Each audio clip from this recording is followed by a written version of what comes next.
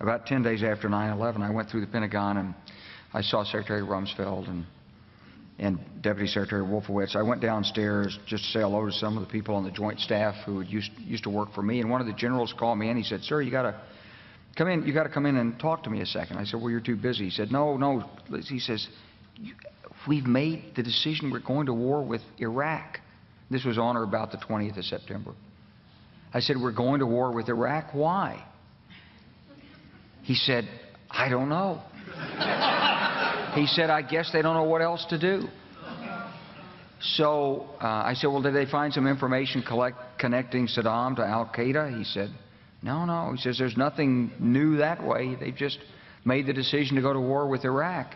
He said, "I guess it's like we don't know what to do about terrorists, but we've got a good military and we can take down governments." And he said, "I guess if the only tool you have is a hammer, every problem has to look like a nail."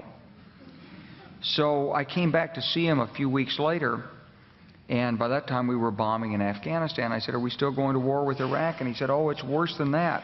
He said, he reached over on his desk, he picked up a piece of paper, and he said, I just got this down from upstairs," meaning the Secretary of Defense's office today, and he said, "This is a memo that describes how we're going to take out 7 countries in 5 years, starting with Iraq and then Syria, Lebanon, Libya, Somalia, Sudan, and finishing off Iran."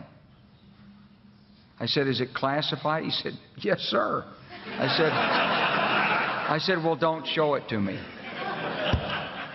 And I saw him a year or so ago, and I said, "You remember that?" He said, "Sir, I didn't show you that memo. I didn't show it to you."